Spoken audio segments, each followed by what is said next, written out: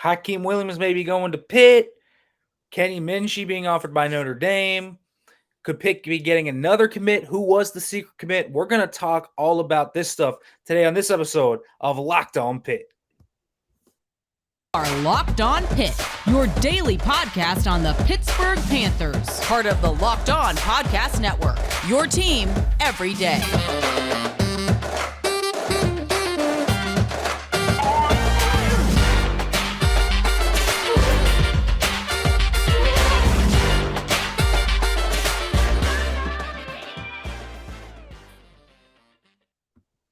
Folks, welcome back to another episode of Locked On Pitt. Nick Faribault here, and of course, John Garcia Jr. here. We always have him on when talking about Pitt football recruiting.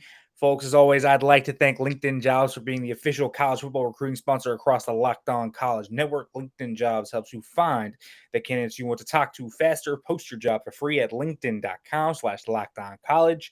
Terms and conditions apply.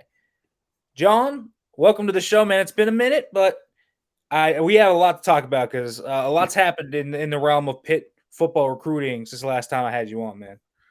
Yeah, always good to catch up and good timing, right? The season about to begin, not only for Pitt, but all these high school players as well. So it seems like kids want to make decisions and lock that in before they fully commit to their high school teammates. So, yeah, it's a great time of year to talk ball at every level.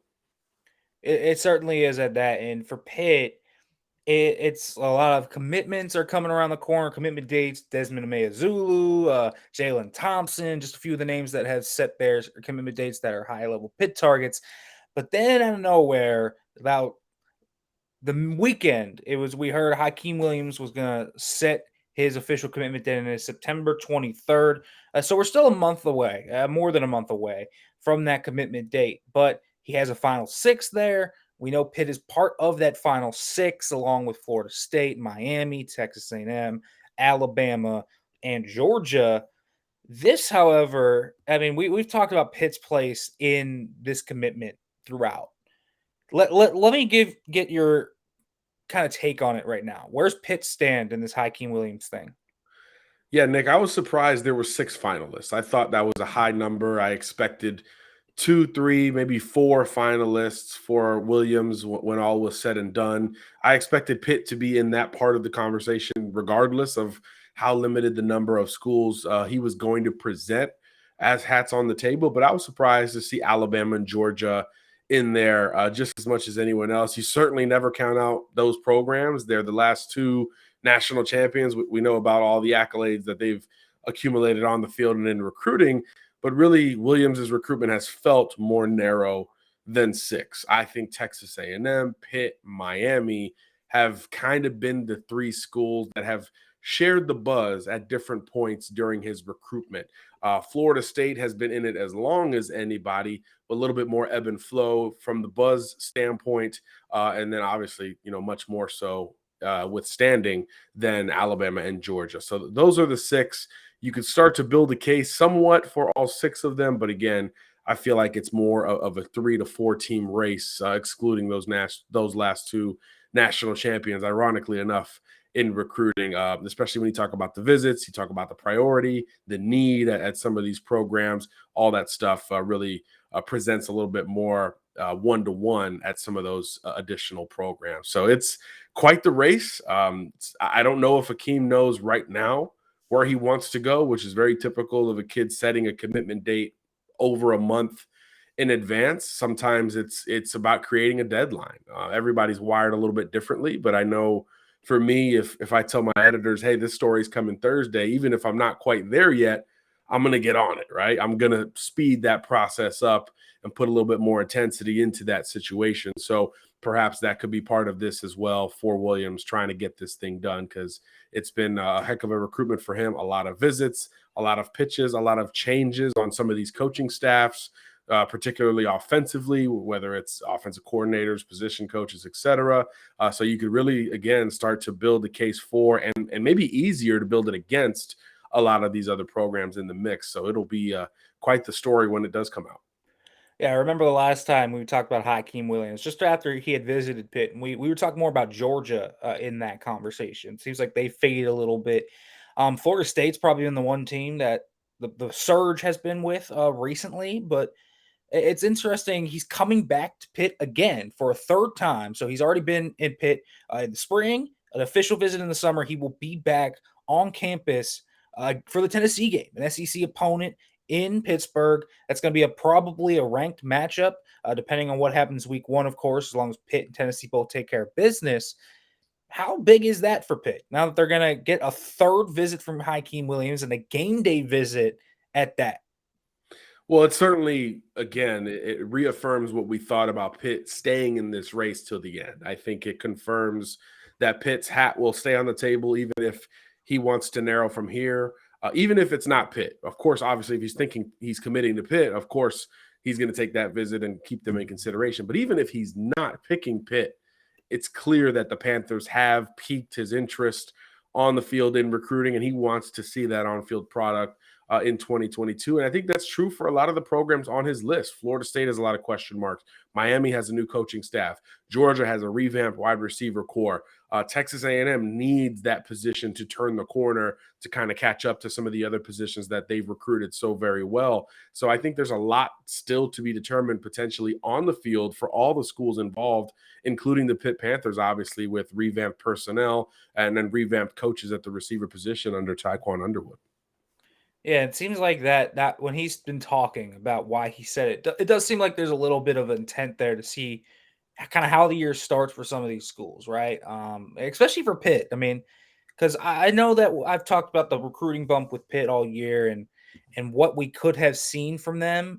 But there's also the case that this has to be a multi-year thing for Pitt, right? To build something to land the Hykeem Williamses of the world. It's got to be more than just a 1 year ACC championship run. So, I mean, you got to think Pitt has 3 games before then. They're at home for the backyard brawl against West Virginia, at home for Tennessee, on the road at Western Michigan. At 3-0 at that case would probably put Pitt in a better spot, right? Yeah, I think so. I think so because obviously a rivalry game is always big, right? Emotional, contested. You never expect it to be a blowout, right? You always expect that to be somewhat competitive. Tennessee comes in with a legitimate high ceiling offensive expectation. So if you're going to win that game again, you're going to have to score points. So I think the undefeated start is one thing, but what it would have to come with would be another thing relative to recruiting Hykeem Williams. You'd have to show some of the modern recruiting, or excuse me, modern receiver samples that we got to see throughout last year with different personnel and a different positional coach, which is easier said than done. Different quarterback thrown in on top of all that as well. So I do think that there's a lot of, let's see how they look, kind of feel throughout his list. The only 2 teams you're not worried about are the 2 that just won the last two titles. They don't have great receiver production relative to Ohio State, Pitt, some of these other schools, but they've recruited at an elite level anyway at that position. So I do think there's a lot more question marks for all the other teams in that conversation. Fascinating recruitment here with Hykeem Williams. I want to keep it on that subject. At first, gonna let you guys know about Built Bar, because if you haven't tried Built Bar Puffs yet, you are depriving yourself of one of life's greatest joys. And guess what? There's a new flavor. Yes, it's indulgent cookie dough covered in chocolate. That's right. Built has done it again. They have made cookie dough now. I know that everyone loves that as a flavor. It's cookie dough chunk pumps, and they have a light and chewy texture with real cookie dough chunks. And of course, they're covered in 100% real chocolate. They're only 160 calories and they have a whopping 15 grams of protein in them. So you get the deliciousness of whatever you want while having the health benefits of a protein bar. You're going to love the cookie dough chuck puff, whether you need it for a workout, a late night treat, or you just want it for a quick bite. Go to built.com, use the promo code LOCKED15 and get 15% off your order. Use the promo code LOCKEDON15. Promo code LOCKEDON15 and get 50% off your order at built.com. Back here on the Locked On Pitt podcast, Nick Farabaugh, John Garcia Jr. here. We're talking Hykeem Williams. I know Pitt fans want to hear about this recruitment, and John giving us great stuff as always. But John, we hear this all the time about relationships mattering in recruitment. That's whatever sport you're in. And we've heard the one consistent drumbeat of a relationship when it comes to Hykeem Williams is that relationship with Tiquan Underwood. How big of a factor do you think that is going to be, first of all, in the Hykeem Williams sweepstakes here? And how likely is that to maybe sway Hykeem to come up north to Pittsburgh? Yeah, I think that's it really can't be understated, Nick. A relationship that has been solidified and updated as much as that one has could really be the deciding factor. It could be that simple or that complicated, depending on how you look at it. I do think the timing of Underwood's hire and kind of the rise of Hykeem Williams was about the same. It was about at that same time at the end of last year into this year, where both had a lot of different vibes around each party. So I do think that part of it could sync up pretty well. Of course, Pitt was already recruiting Williams at that point, so you're assimilating towards a new coach, but it's not a first impression altogether. And obviously, since that point, as you mentioned, multiple visits, a third one on the way. So this one won't be as much about those relationships to me because it's a game day. There's just not as much time for recruits and coaches to spend time together. But that's why you take the summer official visit. That's why you visit for the spring when it's a lot less intense around the football facility. But in terms of what Underwood brings as a young coach with playing experience and now recruiting experience at multiple stops, it just creates a different level of resignation with these players. There's something that they can YouTube about Tiquan Underwood, something that is easily accessible relative to, hey, I've been through what you're going through. And maybe Underwood wasn't, the high level SI 99 recruit that Williams is, but obviously you still have to go through that decision making process, and any nuggets, data points you can get towards that decision is really key. So a younger coach that has been there and done that is going to have a bit of an advantage in that regard. And then you look at some of the other receiver coaches that are courting him, and there's been turnover at some other schools as well, with a little bit less pedigree, a little bit less of, okay, we know what this guy can do on the trail at that position. And some of these schools already have multiple receivers committed. How does that factor in to the recruiting pitches that Williams is hearing? Maybe he's, I know he's an alpha. I know he wants to be the guy. So how much of that is coming up in these conversations? I'm curious about that as well, because we talk about, energy, and he's a player's coach and all this fun stuff when we talk about these young recruiters, but we don't talk about the organizational ability they have to have in delivering these messages, because you can't tell these kids the same thing, right? They talk to each other, they know each other. It's got to be unique to each player. And I know for Williams, that's something he's very much looking for in his pursuit of finding a program. So I do think the relationship with Underwood is massive. Like you said, he always brings it up. Just last week, our guys talked to him at a media day in Broward County. And once again, he did bring up Tiquan Underwood. He brought up a couple other schools in depth: Pitt, Miami, again, Texas A&M was coming out of that interview feeling a little bit better maybe than they thought a day prior or so. So I think you can start to, again, separate some of these schools from some of the others on the list. But it's also a South Florida kid, so you can never really count out anybody that's got a head on the table. A lot of these kids I live down here, I talk to them all the time. They want to do their own thing, and you can define that however you see fit. And I think that could lead to a whole lot of uncertainty, drama, twists and turns in any kind of recruitment. And let's also put this out there. It also doesn't mean it's over the day he makes his verbal commitment. This is one that could very well extend all the way till National Signing Day, but certainly you want to be the team that he picks in September, of course. Certainly do. And speaking of another SI 99 guy, let's talk a little Kenny Minchey. Got in there at number 80 on SI 99. And we talked about him last time we were on here about teams coming calling for him and who would maybe start to try and creep in. Well, some of those dominoes that we talked about did fall. Austin Novosad stayed at Baylor. And now it seems like Notre Dame is trying to get Kenny Minchey to come off his spot here at Pitt. And Pitt really wants to keep him, obviously, but he has the official offer now from Notre Dame. Does that change much? And kind of what are you hearing in regards to Kenny Minchey, Pitt, how that all is intertwining right now? It's a step for Notre Dame, no doubt. And look, they missed on Austin Novosad. I think they would be the first to tell you, yeah, kid visited and he stuck with Baylor. So they've been playing catch up for a lot of this class of 2023, really from the moment Dante Moore picked Oregon over Notre Dame, which was really the longtime favorite for his services for quite some time. So it was a true reshuffle in that deck. And right after that point, when Dante picked the Ducks, we heard, okay, Notre Dame's going to turn the page. The two names to keep an eye on are Novosad and Kenny Minchey, who, of course, we had just seen at the Elite 11 really against one another for several days out in Los Angeles. And at that point, it was like, okay, you got to be strategic now. Who do you go after first? How hard do you push? And at that point, Kenny hadn't been talking to anyone. He said there was no interest. Nobody's really trying, and he's good. So there was a sense of, that's a longer battle than maybe Novosad. If he were to change his mind, it would be something that would be decided a little bit sooner. So you assumed Notre Dame would target him first, which is exactly how it played out. But now, as you mentioned, his decision is in. He's sticking with Baylor over Notre Dame, over A&M, over Ohio State as well, which also found a quarterback in Brock Glenn. So now it's really all on Kenny Minchey from the Notre Dame angle, and it's fascinating. He gets the offer. There have been conversation. I've been told he has been receptive to communicating with that offensive staff led by Tommy Rees, who's another up-and-coming recruiter, right?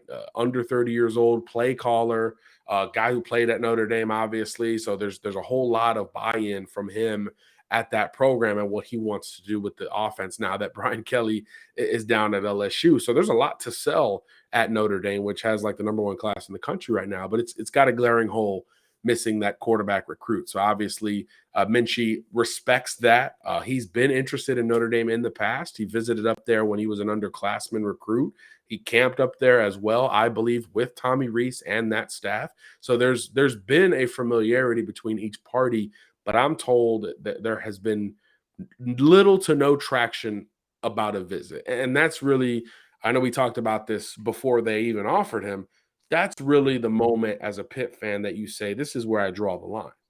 Does a visit get set up? Does he go up there to spend 48 hours, take an official? He's got 4 remaining, up to South Bend and really dig into the option of Notre Dame. So for me, until that point, there's not a whole lot of reason to worry. And obviously, this cycle has taught us that even after that point, there's still not as much reason to worry because these kids are sticking. These kids are making their decisions at quarterback and they're locking in for the most part. So I do think that's something to keep an eye on. And here's another silver lining moment if you are a Pitt fan wanting to hold on to Kenny Minchey, which all of you listening should want to hold on to him. He's very, very good.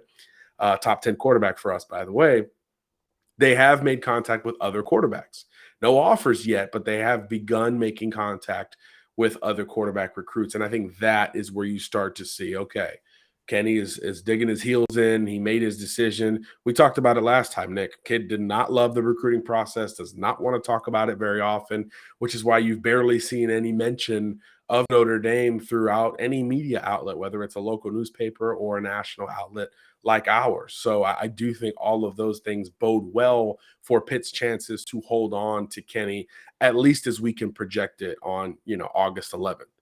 Things can change in a hurry. Notre Dame obviously has a national schedule, a ton of big games that they could pitch for him to visit with and surround and pressure him on that. But again, you have to recruit the kid, not just the player. So I do think that Notre Dame is aware of the type of recruit Kenny is, and I think he's a bit of a less is more type of guy from a communication standpoint. So we know that part of it is underway, and that's all we know at this point. And for me, that's very good news for Pitt because I think that whole schedule is out there. There's official visits remaining for Kenny and obviously for Notre Dame from their standpoint. And you would imagine after that official offer went down 10 days ago, you would have seen more traction towards a visit at this point. The big games, right? There's 7 or 8 home games. The biggest ones. I don't have the schedule in front of me, but does USC go to Notre Dame this year? What about Stanford? Obviously, Ohio State week 1 is a pretty darn big game for the Irish. So when you start to look at it from that standpoint, you feel better each day that goes on without that trip being set. Yeah, and you have to feel good about that, folks. If Pitt wants to keep Kenny Minchey, and that's going to be the big thing overall. They have to keep this guy in the fold. He's the crown jewel. And listen, I also think we talked about Hykeem Williams, and I do think that there could be a little bit of a connection there with Kenny Minchey trying to be a linchpin to maybe bring Hykeem Williams up to Pittsburgh. So obviously trying to keep Kenny Minchey in the fold is priority number one for the Pitt football staff right now in the recruiting class. But we have a road commitment, and this seems to be like the fourth time this cycle where Pitt Every has had a time I'm road on with commitment. you, you're like, "Hey, there's a commitment coming. Yeah, Who's it gonna be?" yeah, and so we're not totally sure who it is yet, and I've even asked around, and I'm like, who is it? And they're like, don't know. They know, but this is like the third or fourth time this recruiting cycle that we have had road commitments for Pitt that have kind of gone radio silent weirdly, and who knows? Pitt still has two commitments out there. So they still have one from the middle of June out there that has not announced. Now, think I know who that one is, but we'll talk about them when they commit. But there is a guy that Pitt's been recruiting for a while, came to Pitt on an official visit, another South Florida kid, a receiver at that, in Daidren Zipperer, who is going to commit on September 24th. That is the day after Hykeem Williams commits. Zipperer Mhm. has a few interesting teams in his resume. You have BYU in there. What about Daidren Zipperer catches your eye, John? He's an interesting and emerging wide receiver recruit. He's one that, his older brother Keenan Keon is a tight end at Florida, so you just assumed he was going to grow into that at some point. But here he is as a rising senior. He's like 6'1" and a half, 175. Like, no, we're going to stick to receiver in this evaluation. So I do think that's almost slowed him down. It was almost a bad thing that he had a brother playing college ball because people expected him to just keep getting bigger, and then you start to assimilate towards that position, and then you see where your options are. But it kind of didn't happen. But in the meantime, Zipper got really good. He's at Lakeland High School, which Pitt has a commitment at that school already. It is the school, I would say, this year in Central Florida that is going to have the most talent. I was watching some of Zipper's spring game stuff against Venice High School, which has multiple Power 5 DBs, and he torched them. 2 long touchdown receptions. He just runs really well, long strider, but he could stick his foot in the ground and really come off of the hash with some power. I think the inward breaking routes are his best friend. Posts, digs, seam routes, anything slants where he can really stick and get inside and flip leverage on a defensive back is where he wins. And we talked about the frame, 6'1.5", 175 or so. If he does continue to grow like his brother, then he could present as more of a big physical wide receiver in addition to some of that route running polish and top end speed that he's starting to show on routine. So I do think it's one of those where you want to grab him early because he could be on the verge of a huge senior season at a marquee program, meaning ESPN's going to watch them play. We're going to watch them play. Other schools are going to watch him play because he's got Cormine McClain on his team, the number 1 DB in America. Tyler Williams, a top 5 or 6 receiver in America, on his team on the other side of the ball. So he's going to have a whole lot of opportunity to flash in front of eyeballs and brains that matter, and then could communicate that. So you get the sense that you want to lock in this commitment as soon as possible because he could be one that plays his way into bigger opportunities at the end of this 2023 cycle. So he's fascinating. As you mentioned, some interesting teams in this recruitment. It is not a cut and paste of what you would expect from a Lakeland kid.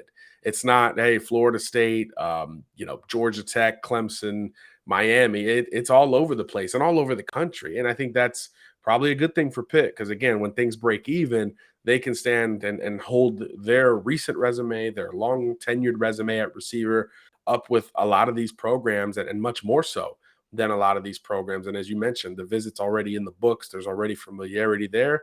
And the date being set the day after Williams is so intriguing to me. Again, I talked about it. These kids are Floridians. They talk, they know each other. I wonder what the significance, the true significance of that date, September 24th, is relative to Hykeem's September 23rd. If you're a Pitt fan, you got to feel like you got to get one of these two. They're very different. They do come from the same state, very different battle. But I do think that you got to round out this receiver class with one of these two competitors because it would probably be one of your more banner commitments either way. Don't think the gap between these two is as big as it seems at this point. Because Zipper, again, the more we see him, the more we're like, okay, we know he's not a tight end, but this kid can really go at receiver as well. And again, he's going to have everything ahead of him this fall to play his way into the biggest options possible. It's interesting because that they do have that back-to-back date. The question is, though, and this is a scenario I've asked, is what if both of them commit to Pitt and Pitt goes 2 for 2? Well, then you also have Kenny Johnson, Lamar Seymour, and Zion Fowler. Do they take 5? Do they lose one? It's a devil's advocate game, but man, Tiquan Underwood's done a really good job in that receiver room year one on the recruiting trail thus far. John, thanks as always for coming on. Tell them where they can follow you, find your stuff, read it, all that great stuff. Yeah, real simple, si.com/college, or check us out on Twitter as well, John Garcia _JR. Folks, as always, thanks for watching Locked on Pitt. As we ended, as always, hail to Pitt.